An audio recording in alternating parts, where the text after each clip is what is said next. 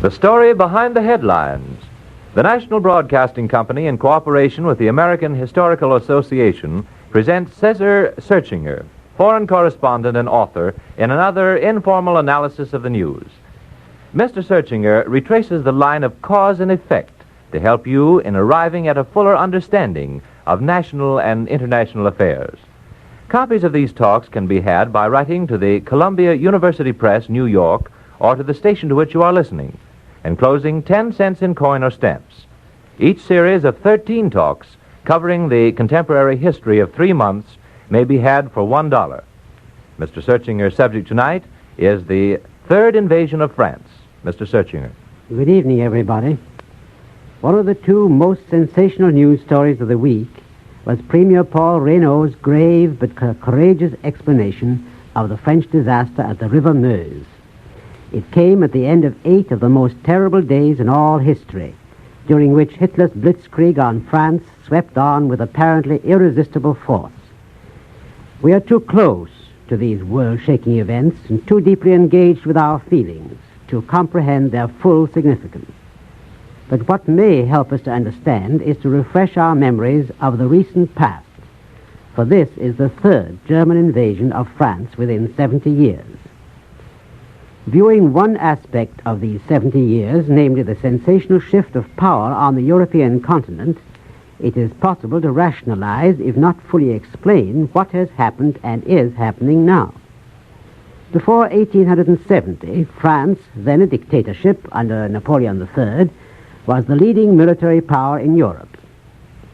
Its position had been left unchallenged, despite Leipzig and Waterloo, for over half a century. The reputation of French military science and of France as a military force was unimpaired. What had happened by 1870 to change all that in a few short months or weeks? What made it possible for France to be invaded 3 times and to suffer disasters on the field of battle that are unparalleled in their magnitude? Here is a guiding fact. The interval between the defeat of Napoleon in 1815 and the Franco-Prussian War of 1870 roughly marks the spread of the Industrial Revolution on the continent of Europe, after having changed the life of England and given her a long start in world trade. For various reasons, too long to enumerate here, industry, after starting late in Germany, developed faster there and to greater magnitude than in France.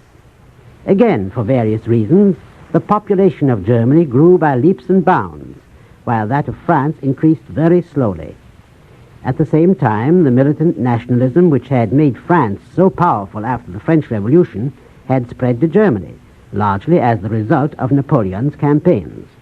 And this led to the greatest political phenomenon of the 19th century, the unification of the 38 German states into the German Reich. It was this rising power which eventually challenged the continental supremacy of France.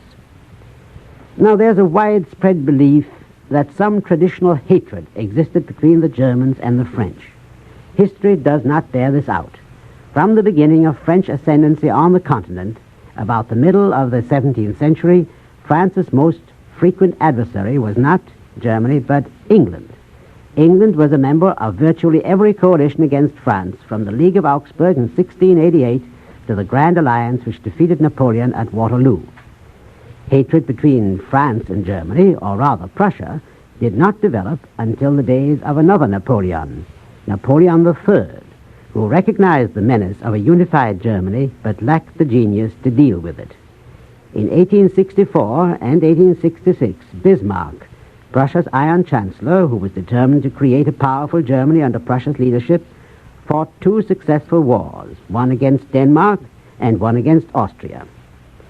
After the Battle of Sadowa, in which the Austrians were disastrously defeated, the leadership of the German states passed from the decadent Austrian Empire to the militant Prussian kingdom. This enabled Bismarck to organize the North German Confederation, consisting of the 22 German states north of the River Main. Napoleon III, who fatally underestimated the strength of the new Prussia, tried to block Germany's road to complete unity by demanding that the southern states, Bavaria, Baden, Württemberg, etc., be left out of the Confederation. Bismarck yielded, biding his time, But the cry of revenge for Sadowa went up in France, and the flame of hatred was fanned by newspapers on both sides of the Rhine. The Franco-Prussian War, which finally broke out, was engineered by Bismarck, who felt that it would rouse the patriotism of all Germans and complete the process of German unification which he had begun. He exploited the incompetence and the blustering arrogance of Napoleon III, sometimes called Napoleon the Little, and trapped him into declaring war. It was the most senseless of modern wars, and most tragic in its consequences down to the present day. When the war began on Bastille Day, July 14th, 1870, the French people were confident that the troublesome upstart nation across the Rhine would soon have to recognize the European mastery of France. But the French armies were unprepared, although the Minister of War assured the Emperor that everything was in readiness, quote, down to the last button, on the last gaiter of the last man. Prussia, however, was ready, and its army was commanded by one of the greatest soldiers of modern times, General Helmut von Moltke. Using rail transport for mobilization, Moltke had 3 huge armies along the west bank of the Rhine within 22 days. The French, caught half mobilized in Lorraine, were thrown back in confusion, and a large part of their forces was trapped in the fortress of Metz.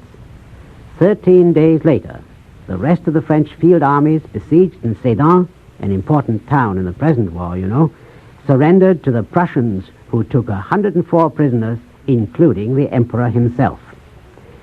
After a breathless 4 weeks of fighting, real French resistance was at an end. The humiliation of France was complete.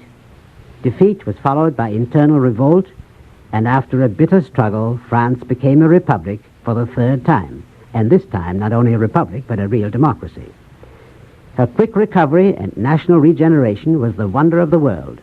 She imitated Prussia by instituting universal education and universal military service. She created a great colonial empire, second only to Britain's. She became commercially prosperous as she had never been before. But the loss of Alsace-Lorraine to Germany created a gulf between the two countries which could not be bridged. Chauvinists kept the hatred alive on both sides of the Rhine, so much so that the peace-minded French Republican government was sometimes in danger. A would-be dictator arose in the person of handsome General Boulanger, the man on horseback, and as the result of various incidents on both sides of the Rhine, Germany and France were again close to war in 1888. Well, war was averted, partly by the injection of a new factor, and England, edging away from Germany, the rising sea power and economic rival, towards the side of France. France, which was isolated in 1870, was now looking for allies, and what was originally expected to be a war of revenge became, in 1914, a world war to prevent German domination in Europe and commercial supremacy in the world. Strategically, the War of 1914 was based on the rejuvenated military power of France. The defeat of 1870 had so weakened the confidence of French militarists in themselves that at first they planned to meet the future German attack behind the line of the river Loire. This defensive plan involved the abandonment of half of France to the Germans, including Paris. Only after 1895, when the French felt more secure as the result of the Russian alliance, was the plan of troop concentration moved further northeastward and nearer the German border, to the Seine and then to the Marne. And not until 1908, 4 years after the Entente with Great Britain, did the French military authorities return wholeheartedly to the doctrine of the offensive. Then, in February 1914, came the so-called Plan 17, of which more presently. The Germans, in the meantime, had developed a series of offensive plans based on the Moltke strategy of fast movement and concentration. It wasn't new with Moltke, by the way. General Forrest of the American Confederate Army explained it a very homely way by saying, "I gets there first with the mostest men." And these German plans were worked out by the famous General Count von Schlieffen, who retired in 1906, and they were modified from time to time to suit the changing international situation. Schlieffen's plan envisaged the war on two fronts, for Russia had become an ally of France. It also provided for the violation of Belgian territory in order to outflank the fortified Franco-German frontier along the Vosges. In any case, that mountainous terrain made a blitzkrieg on this front impossible. Schlieffen therefore planned an advance through part of Belgium using the broad level corridor of the Meuse Valley, so familiar from recent news. The German forces along the Franco-German border were to have a purely defensive role, which, by the way, they have filled to the present day. All the available striking power was to be put into a great right wing hinged near the northern end of the fortified region of Metz. This right wing was to sweep like a great sickle through Belgium and France, hooking Paris at the end of its swing and eventually catching the French forces in its arc. If that plan had worked completely in 1914, the war would have ended disastrously for France. But Schlieffen was succeeded by another and lesser Moltke, nephew of the Great One, who was an irresolute man and a sick one when the war broke out. He wanted to play safe by strengthening the defensive forces along the French border between Luxembourg and Switzerland, and thereby he weakened his right wing, the sickle's blade. It was this that made General von Kluck swing left too early, northeast of Paris, in order to close a gap on his left, a maneuver which made possible the so-called Miracle of the Marne. Paris was saved by a French flank attack, and the Blitzkrieg of 1914 was at an end. A 4 years trench war followed, and in the end, Germany was defeated chiefly by the effects of the British blockade. Now, as against the Schlieffen plan, there was the aforesaid French Plan No. 17. This plan, conceived by a group of officers known as the Young Turks, ordered the concentration of the French armies along the German border between Mézières and Belfort, facing east. It disregarded the German plan for a sweep through Belgium, although it was an open secret. The French did not think the German armies would extend beyond the river Meuse and would be held up by the forts of Liège and Namur. They also believed that the heavier the Germans blow through Belgium, the more they would have to weaken their lines on the French frontier, and the easier it would be for the French to drive into Germany further south. The carrying out of this plan caused a major tragedy in 1914.